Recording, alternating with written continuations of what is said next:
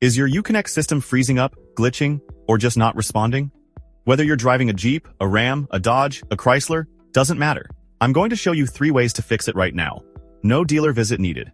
Make sure you watch till the end because the third method is the one that fixes it when nothing else works. Let's get into it. So method number 1. This one is for slightly older vehicles. We're talking 2016 and older models here. What you want to do is take your foot off the brake and press the start button one time. Just one time. You're putting the vehicle into accessory mode. Give it a second and let the infotainment system fully boot up. Once it's up, find the volume knob and the tuner knob. Press both of them down at the same time and hold them. Keep holding for about 15 seconds. You'll see the screen go black, and then the system will start rebooting itself. Once it comes back on, you'll notice your settings have been cleared. Your radio presets, your brightness, all of that will be back to default. That's normal.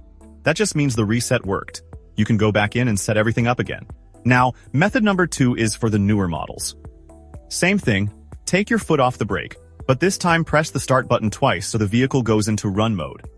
Not accessory, run mode. Now here's what you do. Take your finger and press it on the top right corner of the touchscreen. Just hold it there. Don't move it, don't tap it. Just press and hold for about 15 seconds. The screen is going to go black, and the system will restart on its own. Same thing as method 1. All your settings are going to reset. Your Bluetooth connections might need to be paired again, your radio stations will need to be saved again. Small price to pay for a system that actually works again. Now, if neither of those worked for you, we've got method number 3. This is the hard reset, the battery disconnect. This one clears everything out completely, and it works on any year, any model. Pop your hood and locate your battery. You're going to disconnect the negative terminal first. That's the one with the minus sign on it. Use a 10mm wrench or socket, loosen the nut, and pull the cable off the terminal. Now, here's the important part.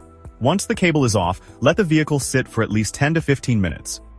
Some people say 5 minutes is enough, but honestly, just give it the full 15 to make sure everything is fully drained. All the modules in the vehicle need time to power down completely. After 15 minutes, reconnect the negative terminal, tighten it back up, and start your vehicle. The Uconnect system is going to take a little longer to boot up the first time. That's completely normal.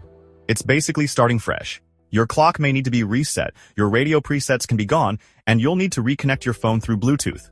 But if your system was acting up badly, frozen screens, unresponsive touch, apps not loading, this method usually takes care of all of it. So there you go. 3 methods to reset your Uconnect system. Start with method 1 or 2 depending on your vehicle's year, and if those don't do the job, go with a battery disconnect. One of these 3 will get your system back to normal. If this helped you out, drop a like on the video and subscribe for more quick fixes like this one. And hey, if you have any suggestions or need more helpful tips when it comes to the Uconnect system, please don't hesitate to ask me. I am here to help. Until next time.